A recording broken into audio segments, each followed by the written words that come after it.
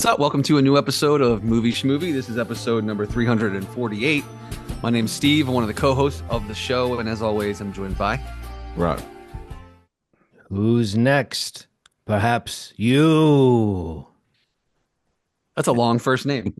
And John. Hey, John. Hey, Ron. Hello. Good to see you both. What's coming up on this episode today? What do we got planned? Anybody want to jump in and tell our listeners? Tales from the Crypt. Oh, that's right. That was John's required viewing pick. You just But did way more did of a the voice. Crypt Keeper. Yeah, you did the Crypt Keeper version, which is going to really fuck people up. Which is crazy because he is the Crypt Keeper. He's called the Crypt Keeper. He is the Crypt Keeper. But he's not the Crypt Keeper that we've come to know. Well, you know, it makes me think that, okay, one of two things. One is this guy, like 20 years later, looks a lot worse and he's making a lot of jokes. Yeah. Yeah. The other is that Crypt Keeper is kind of like, you're not always the Crypt Keeper. And maybe some guys are in the job for like a few months and some are in the job for a few decades. You know, like it could be like one of those positions that people cycle through. And so maybe Ralph Richardson was like interim Crypt Keeper.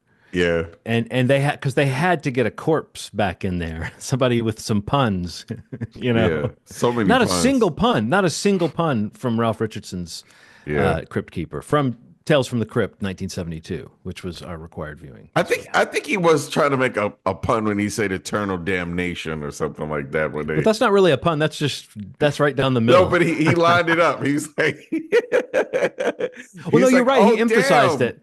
Damn, He was like, eternal damnation.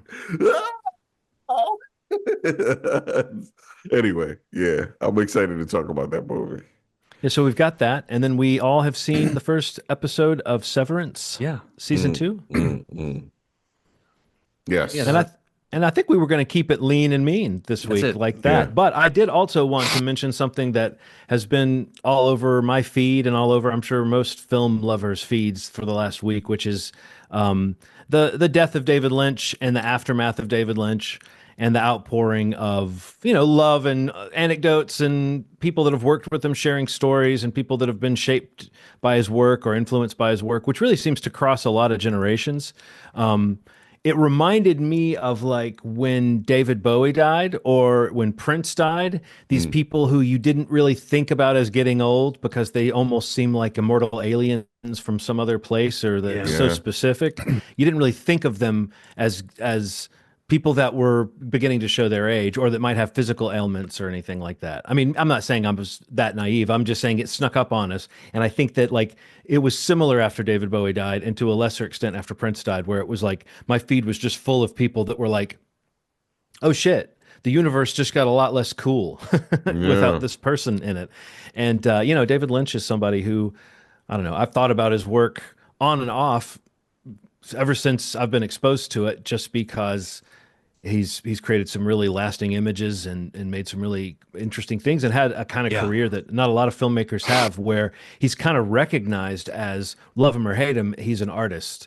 And he's one of the few like name filmmakers that I think most people can name, whose name almost is synonymous with, some people would say weirdness, but I think people that know his work would say more like a dreamlike quality or just like images that are not always linear and explained by plot, but have more to do with like sort of subconscious associations that we make. And I think he was really into like meditation and dreams and I don't know, just a really interesting guy. So I thought, you know, I think I might be the biggest David Lynch head on the podcast, but I was just going to throw it to you guys and see if you had any favorite selections from him or thoughts about his passing, or if maybe you just noticed the same thing I did, that it was like, oh, it was kind of nice in this last week with all the terrible news to have this little swirl of people celebrating an artist.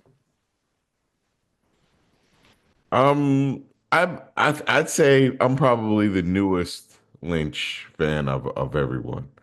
I really haven't seen a ton of his movies. And then I'm looking at his, you know, maybe I have. You know, I'm like looking at his filmography. He didn't make that many. Yeah, so I've seen Mulholland Drive, which I thought was a masterpiece. Blue Velvet when I was younger, and I don't remember a ton about it, but there's a big one. There's a big one that I have a 4K copy of, thanks to Arrow Video, and that's Dune. Hmm. And that to me was to the fact that he tried to make the impossible, unmakeable film into a film that a lot of people liked. I don't know why, it's had kind of a cult following. I know that it didn't hit right when it first came out, but I think it has aspects that people admire. You know what I yeah, mean? Like, yeah, I think yeah, that there's lots to admire about it. Maybe yeah. I think the set design and some of that stuff is incredible. But no, it's one of the reasons why people were so excited about Denis Villeneuve's Dune was because it was a chance to see it done again with, a little bit more. I mean, whatever you want to say about modern effects and stuff. But I think yeah, you're right. There's a lot of people who have a lot of affection for Yeah. Dune. It's the one he kind of disavows, though. It's like, it makes him sad to talk about Dune, or it That's made him wild. sad to talk about Dune. It Because just it's feels like so it fun. got away from him. I think that it was to him the one where he failed to make Yeah. the movie he wanted to make. I could see that, honestly. It's the bigger the story, the more studio interference, the weirder it gets, So I definitely understand, but I hope he understood that people love that, E- especially in the last couple years. As the quality and there's like all these, like, if you get the 4K, there's like all these essays and guest commentaries underneath it. People really love that movie. And that's funny. I didn't think about it until just now. I own a David Lynch movie that I'm really proud to own. It's one of the ones that I break out. I'm like, hey, have you seen the original Dune movie as directed by David Lynch? So, I'm just really happy to have seen and not even think about it in that way. I guess that's a cool part about somebody that's that talented, that you can ingest something and not even, like, have it a part of you, and not even think about it until it comes up. Like, it's like a quality brand name. They say you don't think about a good brand name. You just put it on your body and wear it out. Hmm. So I think about that a lot with good movies. Sometimes I don't think about necessarily how and why and how something came to me, but the fact that it's a part of me now is Hmm. really cool, and I guess this makes me proud. Bro. What about you, Steve? Yeah, I was gonna say, like, the movies that Ronald mentioned are probably the ones I most associate with. Like, I also really like the straight story. Hmm. Um, but I think probably the more consistent one, even through decades, even with the recent, you know, version of it that came out, the series for Twin Peaks is really kind of what, I think Mm, I most associate with him with, of something that I've watched, like more than once, and the cultural impact that they had at kind of like a formative part of my life.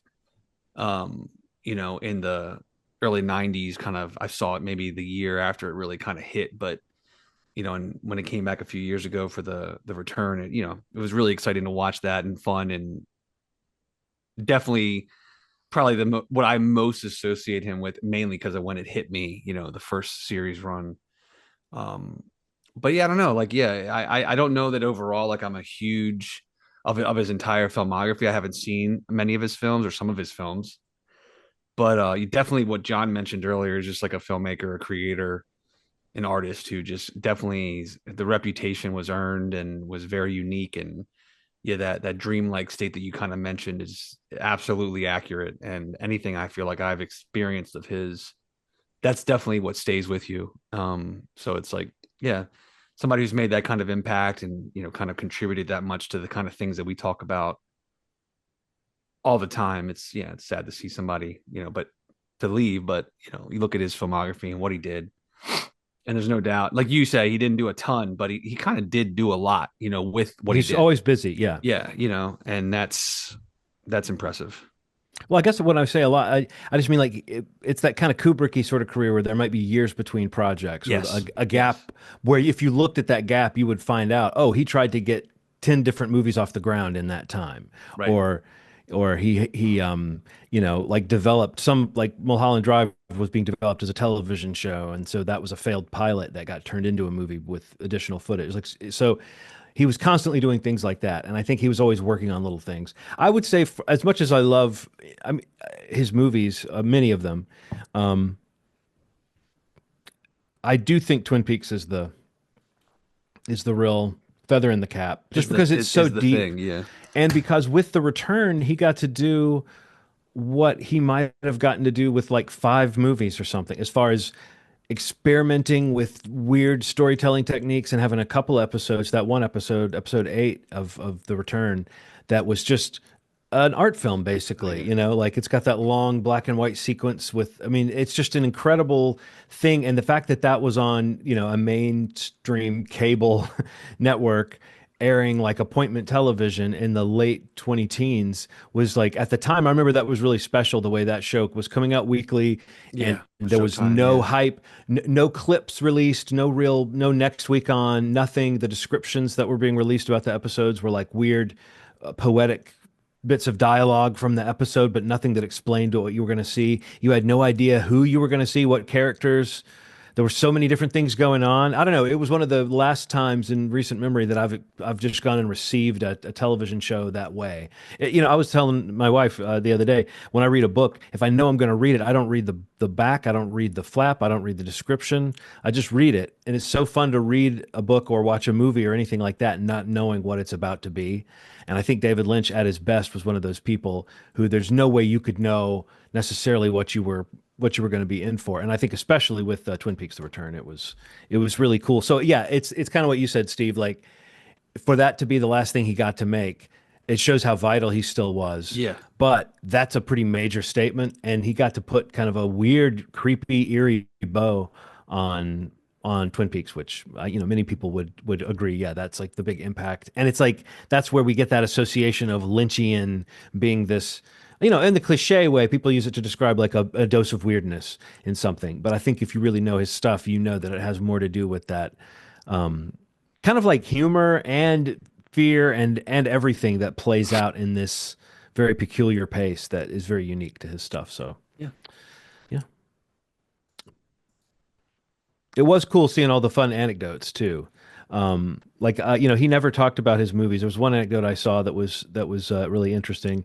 That was at like a TMI, a transcendental meditation event that he was at, because that was a big thing he was into, and you know, so it was a crowd of people that were into TMI. And when it got to like the Q&A portion of the thing, he was like, you know, I never do this. He was famous for never. He didn't do commentaries. He didn't do interviews where he talked about his movies. Really, he was Mhm. like, I don't do this. I'm gonna, but I'll answer any questions you ask me about my work. And nobody had any questions about his work because they were all there because they were big transcendental meditation heads. Um, and so like maybe one person asked a question or whatever, but like then they went on and they talked about the, you know, meditation. But it was just interesting that like this guy who never really, you know, a guy who a lot of people would be dying to ask questions about his work, the, you know, the one time that at least I've heard of where he was willing to answer questions, no one in the crowd was like That's wild. a fan of his films necessarily. So Yeah. well, Steve had to step away. I don't know what we shall do. Um. He said Oh, continue on. he said continue on kid issues. Yeah. Well, Ronald, maybe is there anything you've watched? Let's think on our feet Um. here. Did You could do the see. thing you normally do at the end of the episode now. Just talk about some of the things you've watched. I did see one of them days, the Kiki Palmer and SZA slice of life comedy. It was good, man. It's there's something happening.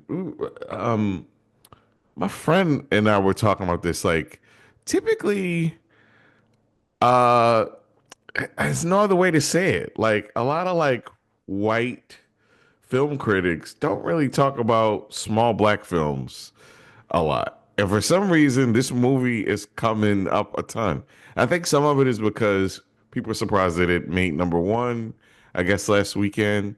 But then also that there's this huge gap in the market for comedies, just like comedies that you can go to see in the movies. And people are just giving it a chance, and it seems to be this interesting wave of good reception. It's funny. It's a California based. just weird characters. Like one character is kind of a type A. Kiki Palmer is type A, just very together, and her friend is a spacey artist who gives her rent money away to her boyfriend, who's supposed to be paying the rent and doesn't. He just takes some money and invests in a t-shirt company. So they have to make some money within 24 hours or they get kicked out of the apartment.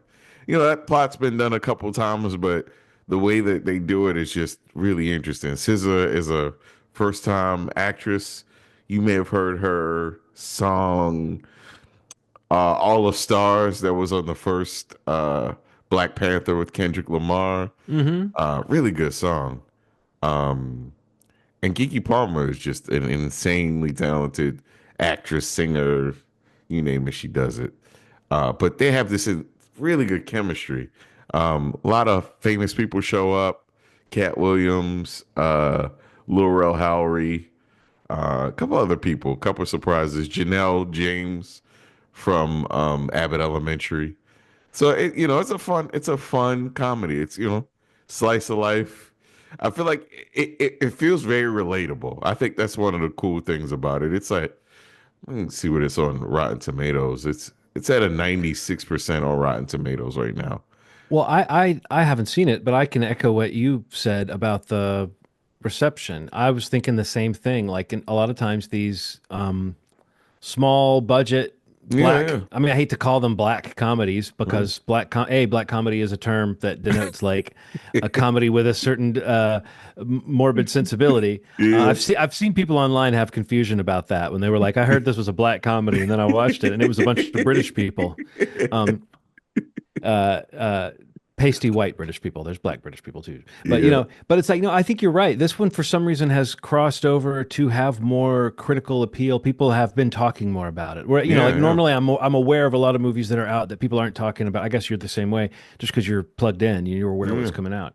But this was one where I kept hearing the name coming up. And I think Kiki Palmer, she's that kind of person who you like right away, Yeah, for and they have a sure. lot of energy. And a lot of times those performers don't have the juice once they get a few projects that like they start off as the wacky friend and Yeah. then they end up having carrying a movie and they don't quite have it. I think Kiki Palmer, you said it. She is actually a really talented actor. Yeah. Yeah, So I don't for know.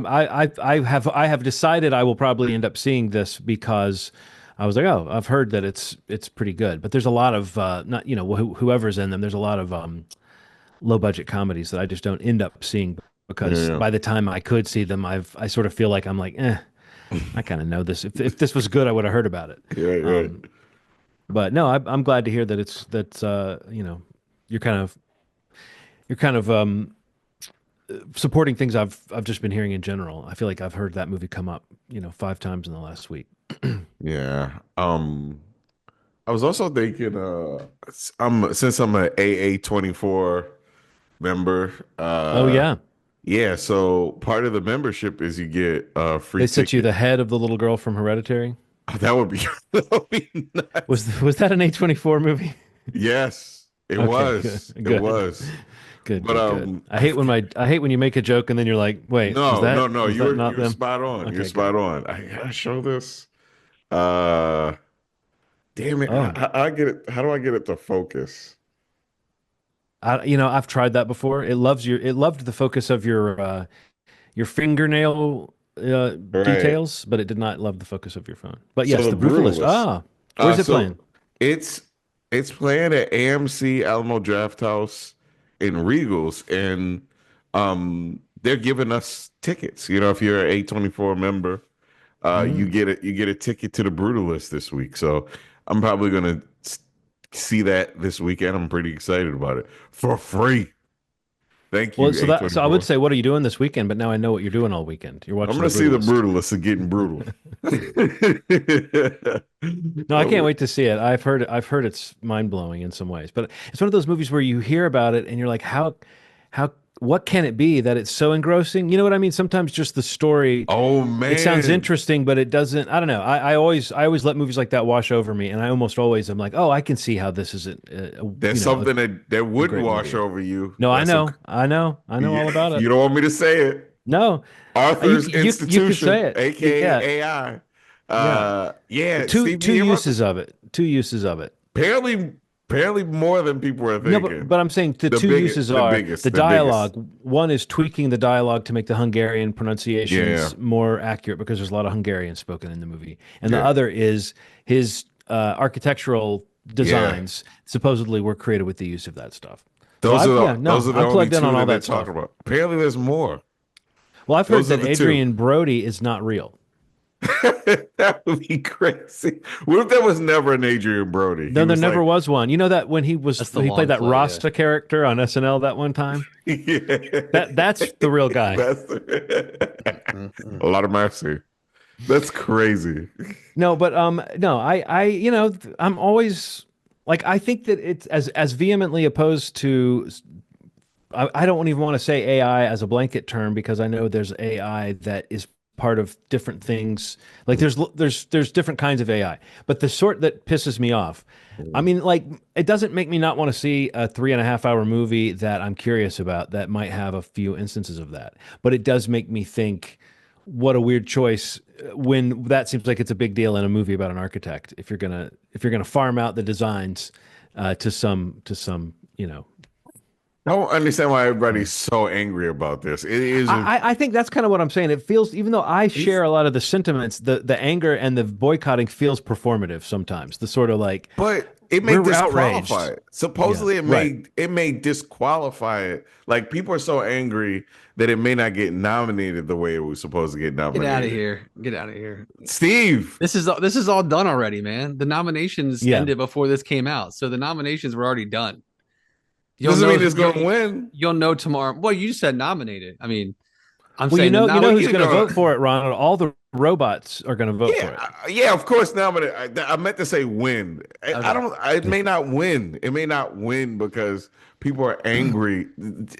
Obviously, angry at AI. I think we should have a conversation. We should have a whole separate conversation about AI. I have some feelings about it, but I think there are some logical fears that artists have with it, and I think there's some things that people should just get more education. There's two things happening at once where people should I just think get that more educated. I think there are certain ethical questions with the use of the technology, regardless of the creative side. But I think sometimes I'm like, does it bother me to think that they tweaked the Hungarian pronunciations to make it more accurate? And it's the kind of thing where I'm like, I don't know that I'm bothered by that Yeah, as it much as seems I really would be cool. certain other things. Like again, I'd have to look into that. Where did they get the source recordings? That sounds like the kind of thing like where you would just train it Yeah. with. I mean, I don't know. I'm not. I don't really don't want to speak. I just talk out of my ass about a technology that I don't know exactly what they did. But on the face of it, that doesn't sound like something that means you weren't being creative Right, in your right. use of the technology. The ethics of what the technology, that what information it's scraping to create its whatever. And you know that I've really studied up on it. I used Yeah. to just use the highly technical term whatever. There's a very practical, reasonable use of it very recently. There's a rapper Beanie Siegel. He got cancer in his throat, lost his ability to rap the same way. So they He fed shouldn't have a done that. I shouldn't have done that. I would have told him he shouldn't have You done that. should have done that.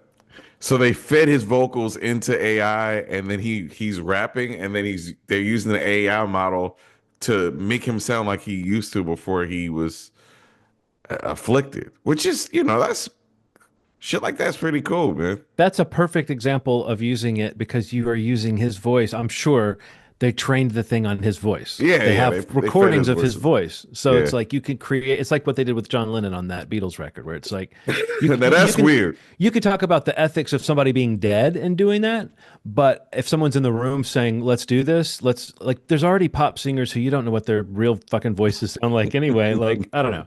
Again, that's what I mean by I hate to be like knee jerk about because it's not about being opposed to the technology. It's about like what kind of corners are you cutting, Yeah. and are you producing something that is slop? That's the other part. Is like, you know, anyway. Also, Yeah, man. I think a lot of times people now use AI when they mean CGI too. Like you might not like CGI, but a lot of times people are like, "Oh, is that AI?" And you're like, "No, no, that's just CGI."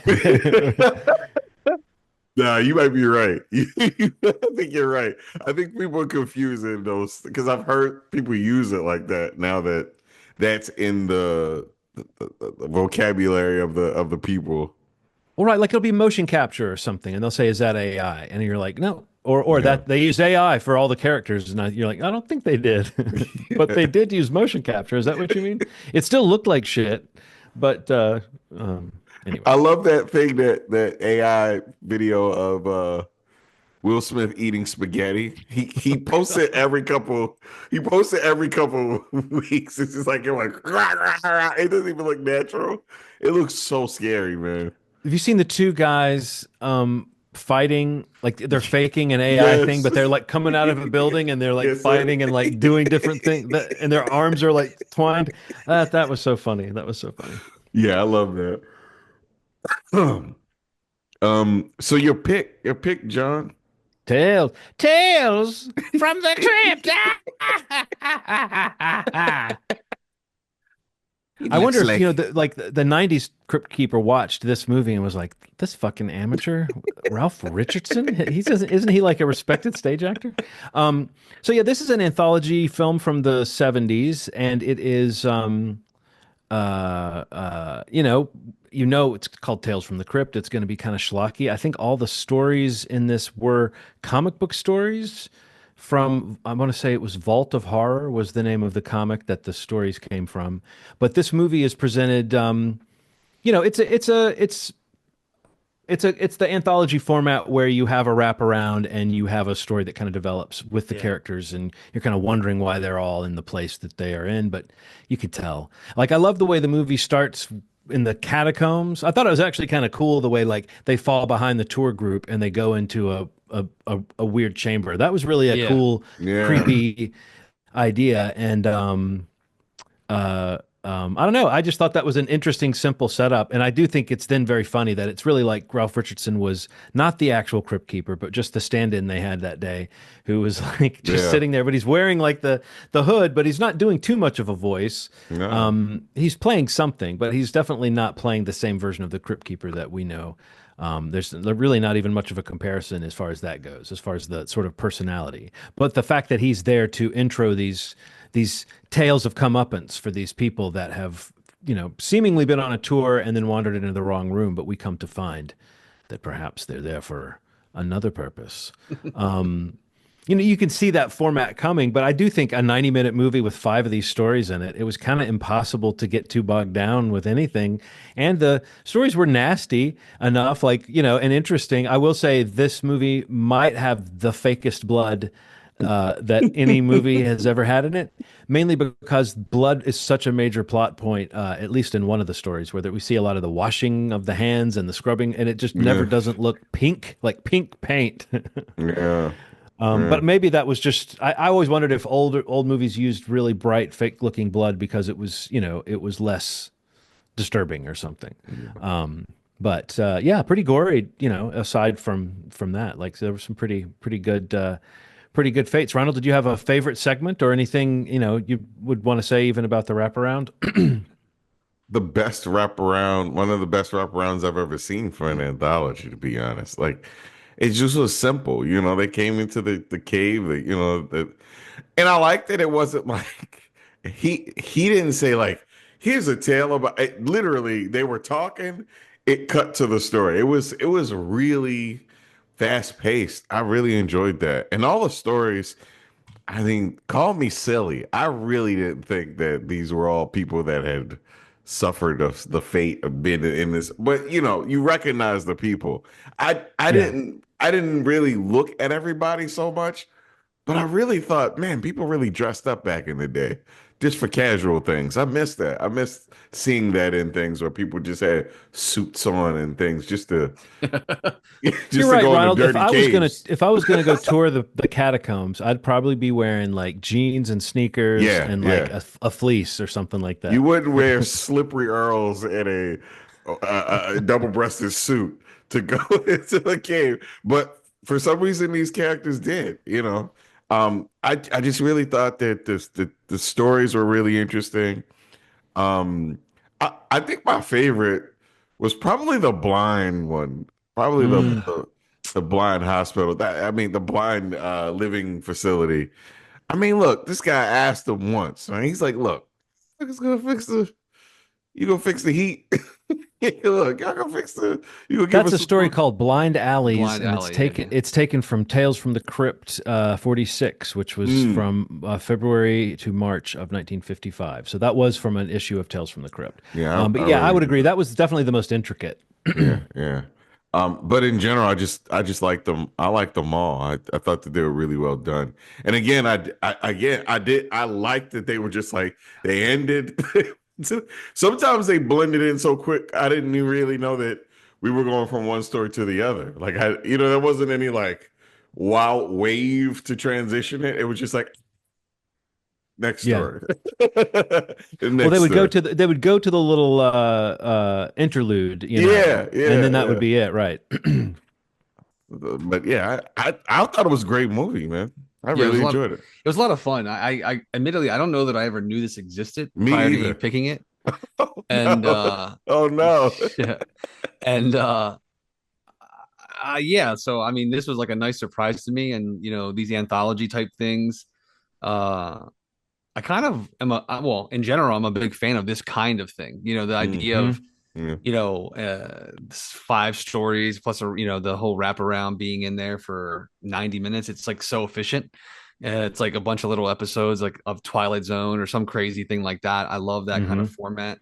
um but yeah, I thought they were all, I thought all of the stories were interesting enough. I personally like the poetic justice one the most, which was the one with like the Valentine. Mm. I Oh just man, thought that was I just dark. I just thought that was like, yeah, exactly. That was just kind of dark and mean, and just Yeah. I loved Yeah, yeah, like that was the yeah, meanest one. And that guy, the mean guy in the blue sweater, yes, just like look, and it's so snarky, and like even yes, like the relationship between him and his dad was so like there was something yeah, sort of yeah, funny and yet also really creepy about it. The way the dad clearly was not as nasty as the son, or at Right. least maybe right. I think that was a father and a son. It was, yeah, But the dad was not doing enough to, he for one thing he raised this monster, and also he's kind of enabling him in this strange way. But Peter Cushing was great in that, so good. like genuinely heartbreaking. Like the Yeah, scene where he gets the Valentines and he sees that Oh my everyone, God, man. comes to think everyone in the town hates him. Like, yeah, I mean, honestly, what a brutal story that was, and in Yeah. terms of how the guy decimates him. And that's totally, let's see, when that's from 1952, from The Haunt of Fear, that story. So yeah, that one totally felt like one of those. If you've ever read those comics, because they have a real mean streak in them. You know what I mean? yeah, Like that, and like it really made you wallow in how nasty, like how much the comeuppance was deserved by this guy. Um, yeah. And I just love anything where it's like a year later on Valentine's Day. It's like Yeah. right, those right, yeah. pieces of like the jumps and even these little short stories are so fun, and the little note and how it cuts to the last word Yeah. Hmm. with the heart inside. It was And the wishes I love one, that kind of stuff. the wishes one with the I was like, man, come on. Like Is that the one where that's the the one guy with the guy Wish You Were died. Here is the name of the Wish with you story. were here. that's kind of like it's supposed to be The like the monkey's monkey's paw. paw, right? Yeah, Like yeah, it's even a reference in the story to that. yeah, Like they yeah. do it. But no, I like that one too. But I did find it kind of funny that she was like, I want him back the way he was immediately before the accident. And you're like, lady, you don't know what was going on right before that. And Yeah. then like I don't know, I just thought it was funny how much she couldn't get the wish right. That she Yeah. kept wishing the wrong thing. That had the other line that I considered as my quote at the beginning, which is he says, "Every piece of him is alive still, alive and suffering." Just embalming fluid running through his body. Like, come on, Yeah. this is torture. The first wish was crazy because, like, when the morticians came into the, I'm like, what the hell is going on? And he was just like in the casket. That was nuts, man.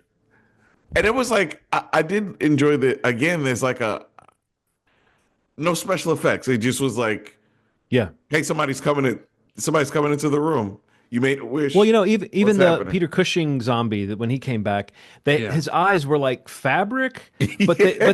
they tried to create like an empty black socket. It Yeah. worked. I mean, it was Yeah. creepy. It's like you could it was lit a little too brightly for you not to see that it was fabric, but it was still like you said, Ronald, like a physical design that gives you the effect of deep eyeless sockets, Yeah.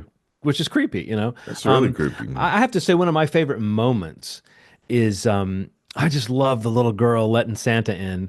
Um, I just think that's such a good like stinger to that story. The mom like opening, going in there, and the little girl's like, "See, Mama, I let him in," and Santa's. I just like, because that I don't know if it comes across as much. I feel like I've read that one, and I think in that one it's very clear that like she would call the cops because the killer's there, but she can't because she just killed her husband, Right, right, right. And I don't know if it came across in this as much, but I just remembered liking that setup of like someone who can't call the cops, who needs to be able to call the cops. Um, and I don't know, when I was a kid, so many of those, uh, uh, like stories like that would be creepy and disturbing to me because of the basic setup of an insane killer has escaped, Yeah. Yeah. and you hear about it on the radio. That's such a just a bone simple um, setup. But I think mixing that with the Santa thing and the murder thing, it was just a nice little That scenario. I one's thought it that was. one's really good. Actually, it's funny watching that again, not really realizing that this was maybe even a movie. I realized that that's actually one of my favorite episodes of the actual Tales from the Crypt series. Mm-hmm. Really? So the first season, episode 2 of Tales from the Crypt, they redid this story. Zemeckis, Robert Zemeckis directed it. Fred Decker co-wrote it.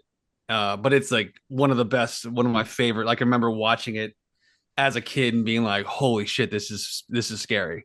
Oh And man. it's really really that. I mean, this one was good in this anthology, but that episode of the show, yeah, I'm trying to think. Mary Ellen Trainor plays the wife.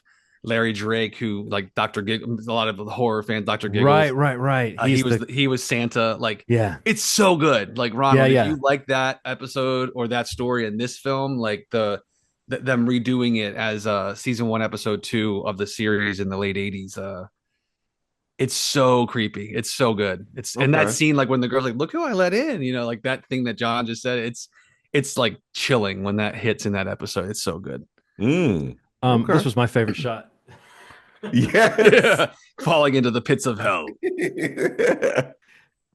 Oh No, no, man. no. I remember that. I remember that Zemeckis directed episode 2, Steve. It was a big Yeah. deal that it was like Yes. Zemeckis was doing that, and it was really good. And yes, Yeah. I also remember from the comic, like I remember the drawing from the comic of her like saying, "Look, mommy, I let Santa in," and I Yeah. remember it from that. So yeah, that's probably why that moment is so iconic to me. But it's just a good like. It's just like a good stinger. I don't know. There's something about that moment that's just so you're fucked, Yeah. That's Yeah. you've tried to protect yourself from this moment this whole time, and now you're fucked. There's something about when when people are enclosed in a space and they're like, you don't know why you're here? Yeah. That that fucks with me so bad. It doesn't matter how tacky or corny it is. Tales from the Hood did it with Yeah. the two guys. It's like, welcome to hell.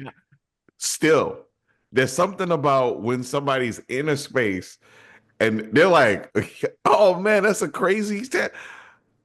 You don't know who I'm talking about. And then the whole, oh man, that breaks my heart every Or time, when man. you hear a story about the other guy and you're like, "Man, you're fucked. That's crazy," and then they're That's like, "Oh, crazy. really, Ronald?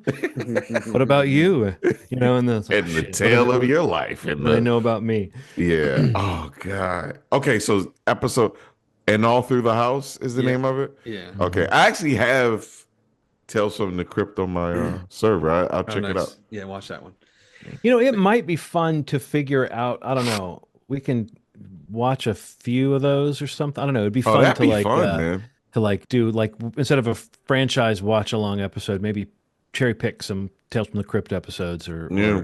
or something like that. Maybe we could Twilight do Zone like episodes. maybe we can have like three that we know, and then we could do like a randomness, like Yeah.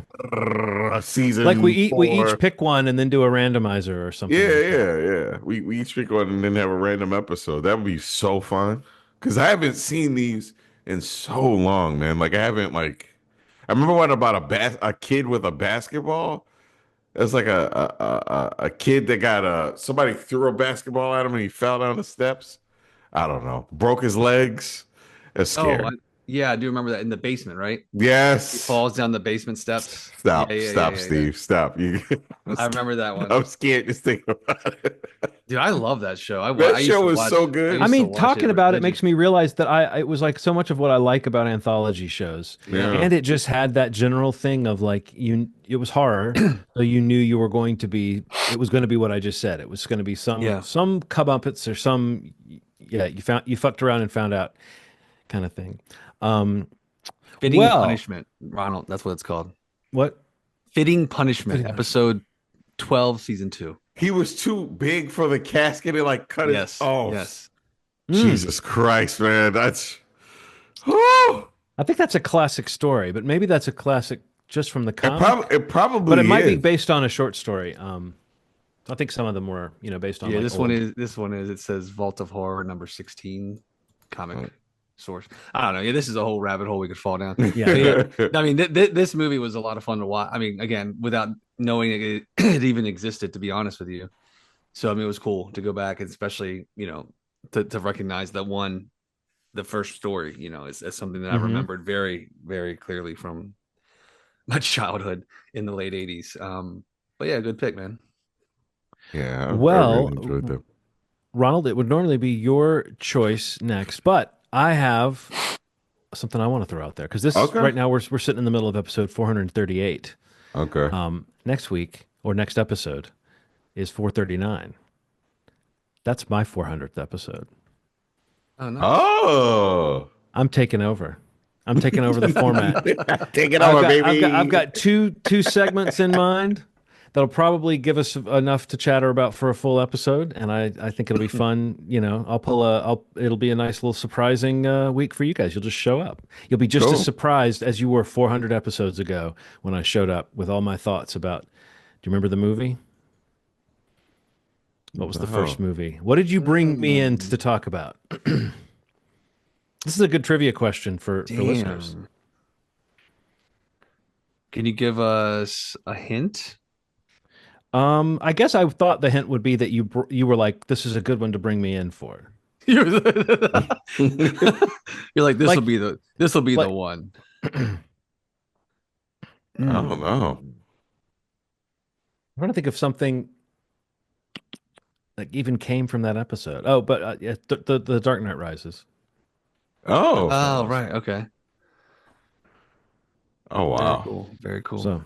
So yes, but Ronald, let's give him. We're not recording next week, right, Steve? Right. Right. So if we're not recording next week, and then we're doing a mystery, Johnny's 400th, my 400th birthday, for the next episode, 439. Mhm. What is our required viewing for episode 440 coming up in 3 weeks? Okay. The Lucy Lawless directed documentary Never Look Away about CNN camerawoman Margaret Moth. Oh yeah. This thing looks and sounds nuts. I saw her speaking about it on Inside of You, the podcast. Michael, I forget his last name. Rosenbaum? Yeah, Yeah. Rosenbaum. Crazy episode. It seemed tense at first, but then they really liked each other. It's just two people just kind of circling each other at first, and then Lucy's just a strong person, has a lot of opinions, and this just feels like one of those ones that I should see, and that you should see as well. Never Look Away. It is available on all where you can find all PVOD stuff. It's not on anything for free right now. But yeah, that gives you 2 weeks to Cool. purchase this thing, to rent this thing or purchase it. All right. $4 on everything, pretty much. Never Look Away, 2024. Cool. Sounds Michael good. Rosenbaum. Yeah, you're right. That is his name. I love his jingle. It's a Inside great. of You is brought to you by.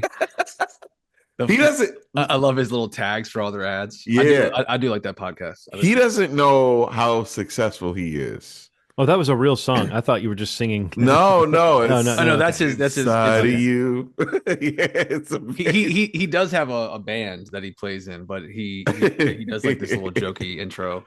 Yeah, inside of you is a crazy name for a podcast, and I dig it. yeah, I dig yeah, yeah. it. Cool. All right.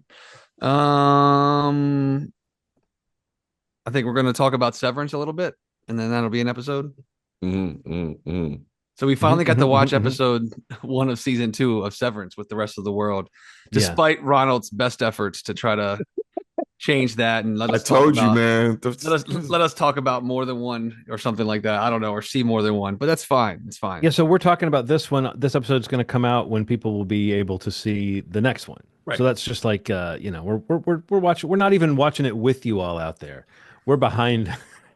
We're behind listeners at We're this point. watching with talking behind. Yes, talking behind. We hate to watch you watch, but we love to listen to you walk away.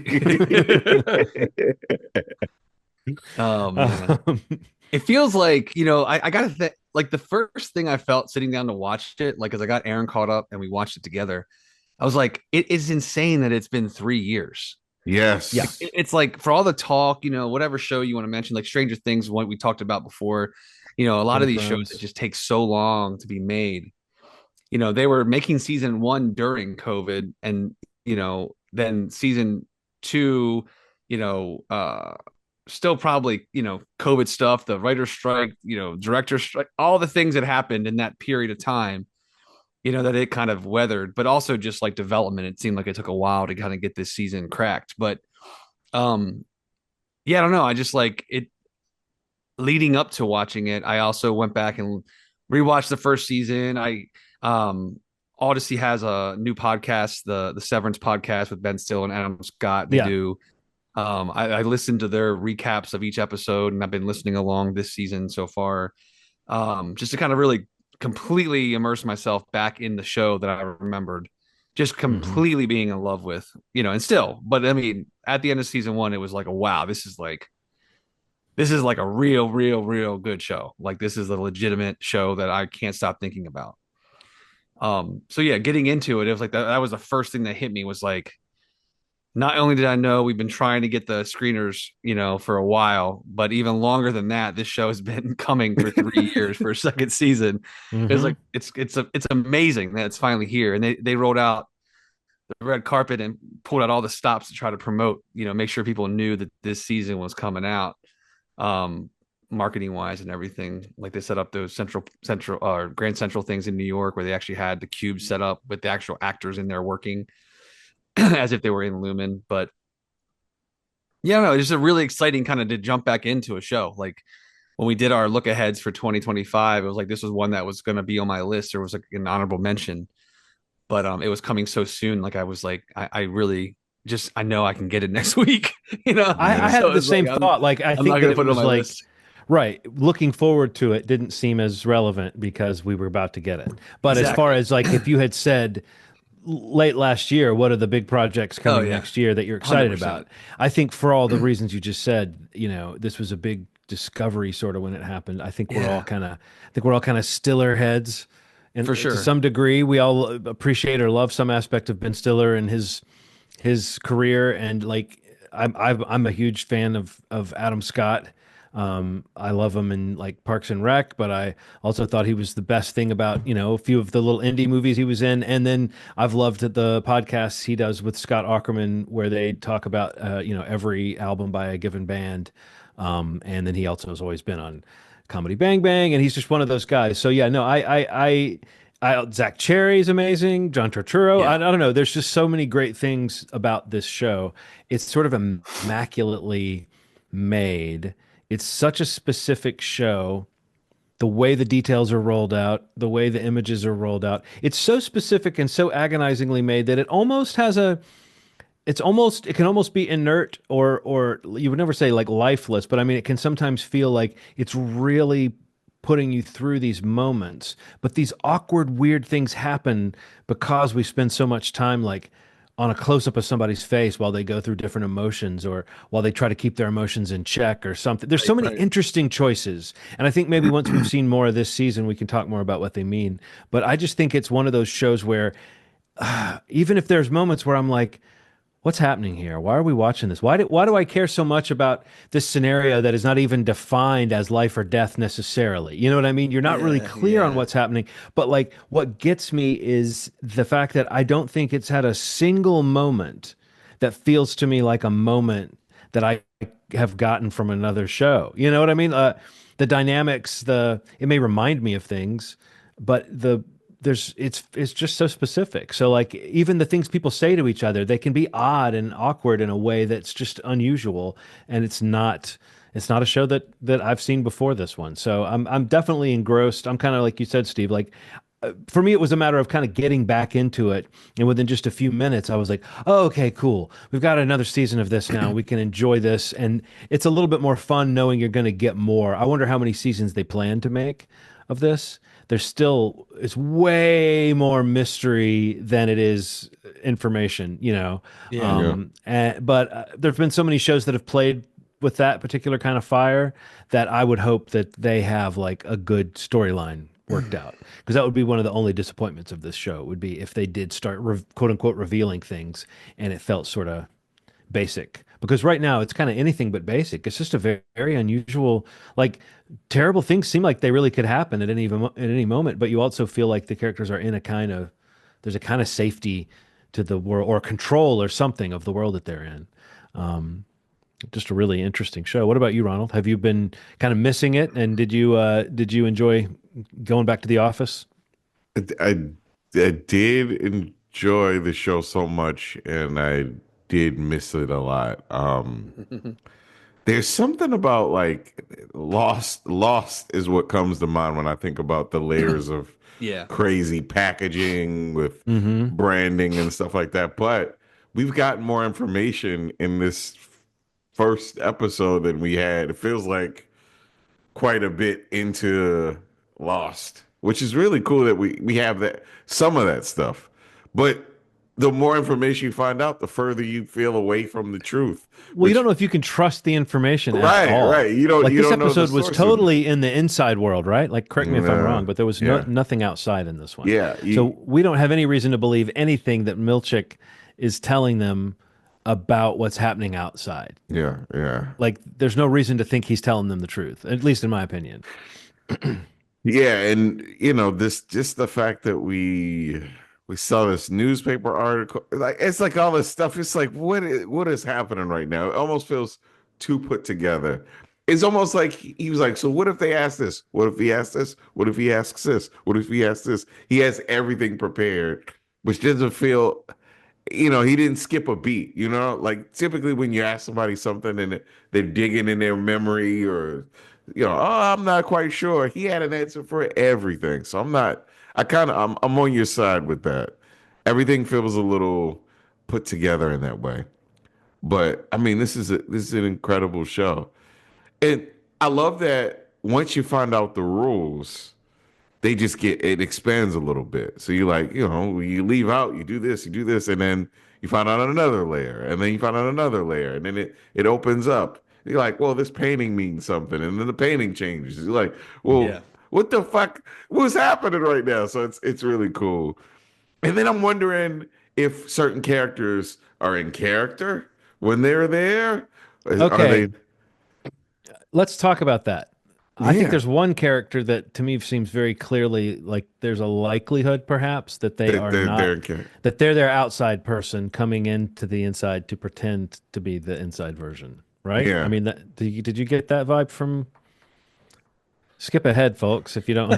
But did you get that vibe from Helly? I got that vibe from Helly, that Helly was like, her Oh, reactions to everything was like she was a person who was trying to fit in with what was being done and what was being said.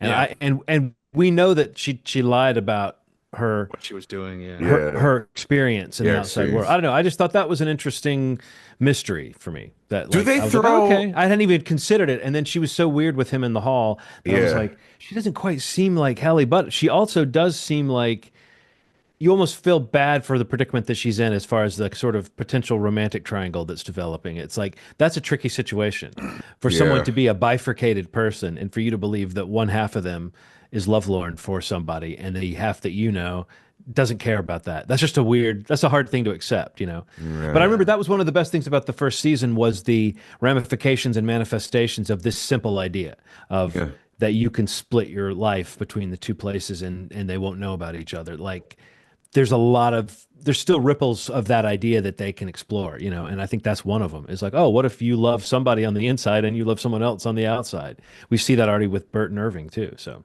yeah. Helly is a character. Like it's I love her. yeah. She's like it's this energy about her, man. It's just yeah. I thought Zach Cherry was great. I thought he was very funny. He's so He good. had a couple of great moments. One the moment where we're in the little film they made with the claymation versions. His guy like he eats a snack and it goes like whoa, like he had this. They didn't overdo it, but it cut to him and he's like you can see he's like wanting to say, but that's not how I act, you know. But it's like they just. I like to think that Ben Stiller being so funny knew we don't have to have him say that's not how I act. You could just cut to him like going, but like he was totally Yeah. like. But also, I loved his whole thing about like oh, we're famous on the outside. Did they say that like one of us is like the more star? famous. Yeah. Yeah, he's good, man. He's so good. He's so And his good. scene with her, yeah, Dylan and Oh, that Irving was a great scene. in the Yeah. hallway was great. And Well, that's what I mean too. Like they have a everyone, yeah, hug and they talk, but it's an unconventional scene because they hug for a long time and we stay on his face for so long. It's not even like a hug that I've seen shot this way before, you know? Yeah, yeah. But no, I loved the sweetness of that moment between them. yeah, and Irv saying, "I'm your favorite perk." That was such a great scene. Yeah. Like in a moment where he was so vulnerable and just like kind of done, it's to kind of turn around and kind of see that little smirk on his face. It was Hmm. a really good scene. Yeah, and I think that's the thing is like there's so many great characters on the show. I mean, I think we haven't seen her yet, but obviously she kind of looms over this episode. But Cobell and Milchick and Her name, Milkshake, I yeah, man. love he can't get her name off the screensaver. those screensavers. Uh, That would Um, bother me too, though. By the way, yeah, I yeah, would yeah. not want It's to the come little in. things. Yeah. It's the little things that matter. But I don't know. I just feel like I'm really curious to see like what comes up with her and what her play is in all this because what he's doing with them uh when they all come back together and they see this video and you have like this Lumen is listening slogan in the video and you can tell that they've you know it's like it's like the double meaning of like we're listening to you as your concerns but we're also literally listening to you as you can hear like audio clips in the video Hmm. and like the reenactments of like what actually happened inside of the Innies experienced like that all just seems like the like Cobell's like the playbook that we kind of felt in the first season and even the way he's treating it. I was reading this article it was talking about that last season there's like a line that she told Milchick and I went back and found the episode. She tells him the surest way to tame a prisoner is to let him believe he's free. So like that mm, whole back end of the episode really kind of felt like that was a learned lesson from the first season, and what comes of Milchick and what where that Hmm. goes is interesting, and I can't wait to see where we end up there. But even the new character, what's her name? Miss Huang, Miss yeah. Huang. Like Hmm. the child. Why Why she's are so, you a why are child? you a Or child? why Yeah. is she a child? Yeah. Bob It's so Balaban it's was so great in that little shockingly brief young role. for a Lumen employee. Yeah. Um, yeah, I don't know, man. It's just like And she's not your friend, Steve. She's your Yeah. yes, supervisor. yeah. Oh. That was holding on his face while he like checks his rage and says three friends was such a great little beat. Oh man, so good. It's just a peculiar energy, though. Do you know what I It mean? Like, really I think a is. lot It of it really comes from Ben is. Stiller being a funny guy, but also kind of a bitter guy and kind of a sharp, there's a sharp edge to him or something. I think Yeah. Yeah. there's an acerbicness to this world and almost a darkness to it that I think feels like it's just aesthetically ingrained into the world of this show. It's not totally mean-spirited, but it does have like an unflinching quality to it For somehow. I sure. don't Yeah. know.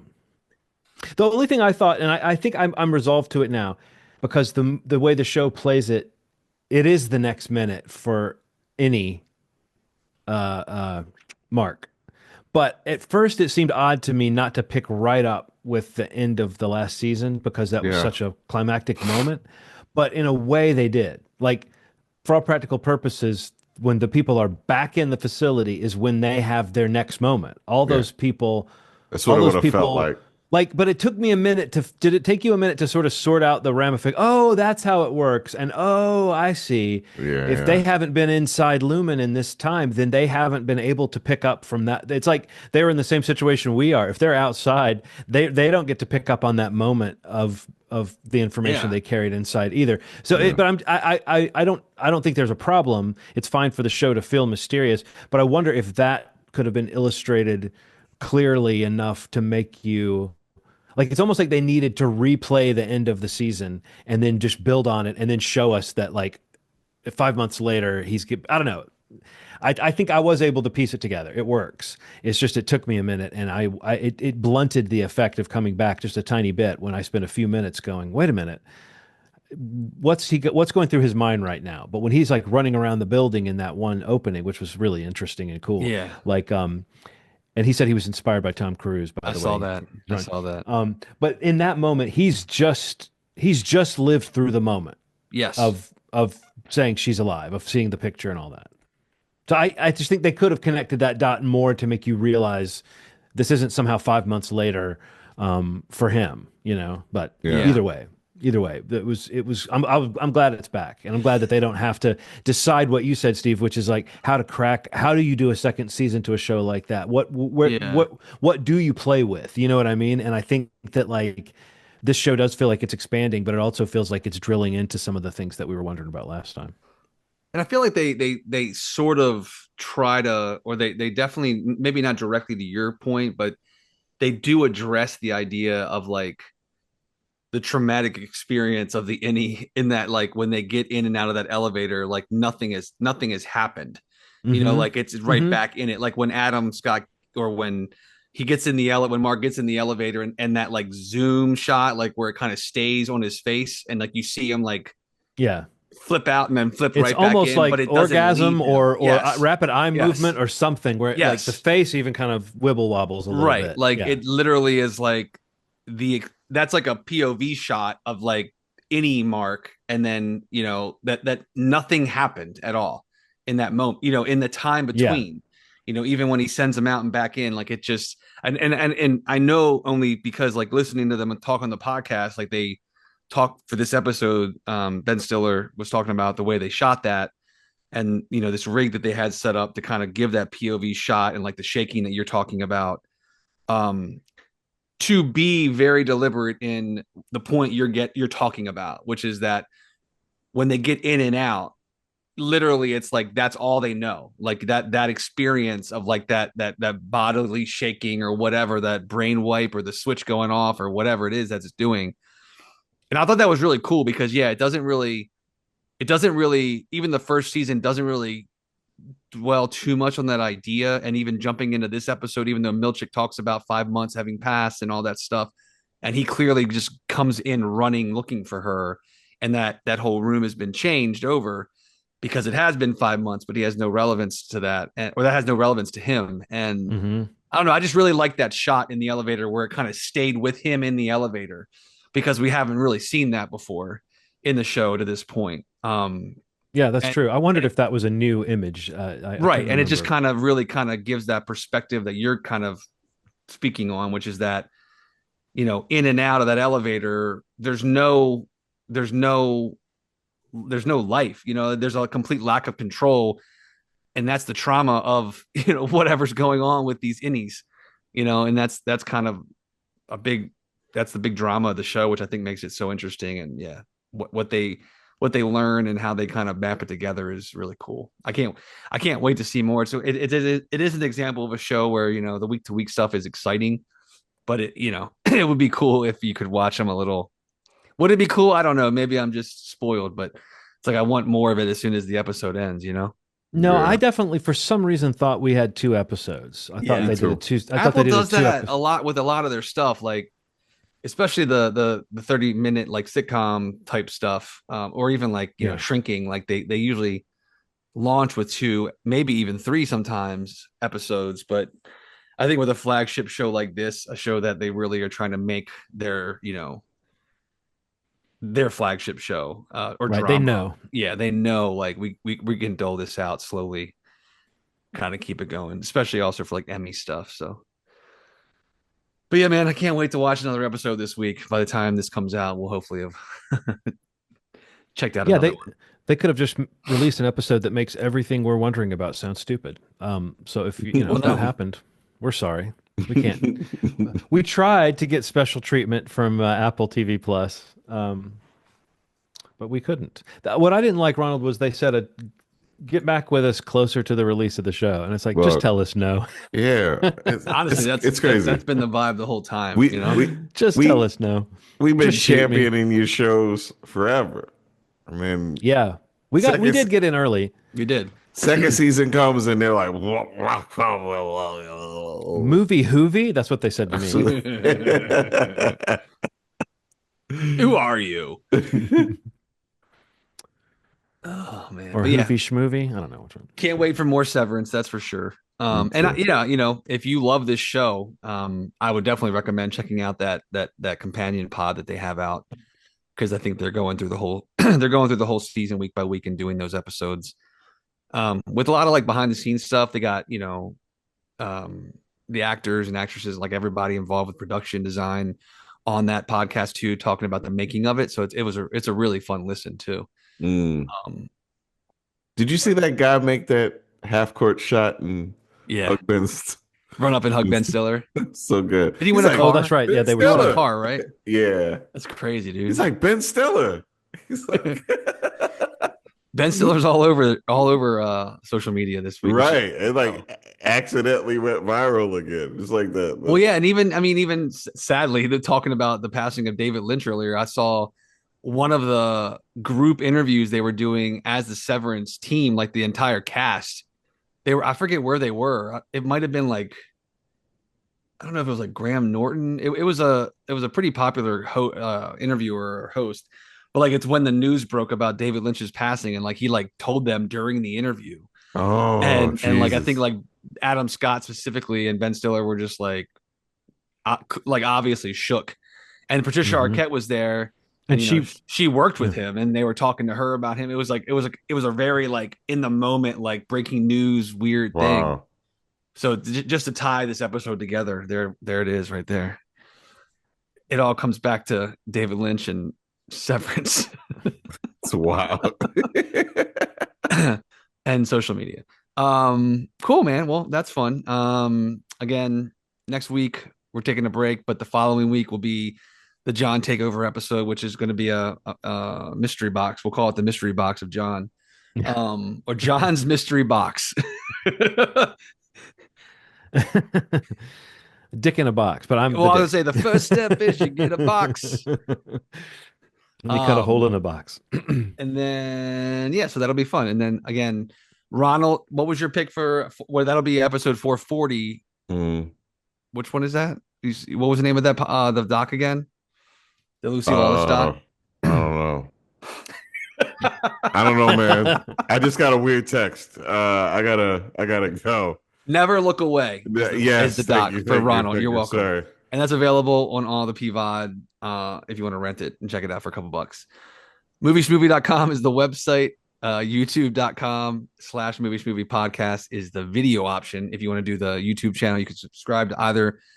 You can watch, listen, do it all. There's options all over the place for you. And if you do subscribe, lick the screen, taste it too. I didn't say No, to do that, it. but Do yeah, it. I didn't say that. I said do it. If you subscribe, we really thank you. And if you could leave a review or a like or whatever is available for you on the platform of your choice. We would really appreciate it. But thank you so much for listening. And as always, you made our day. Thanks. Bye. We insist that you lick your screen. All three of us. I do not support this message.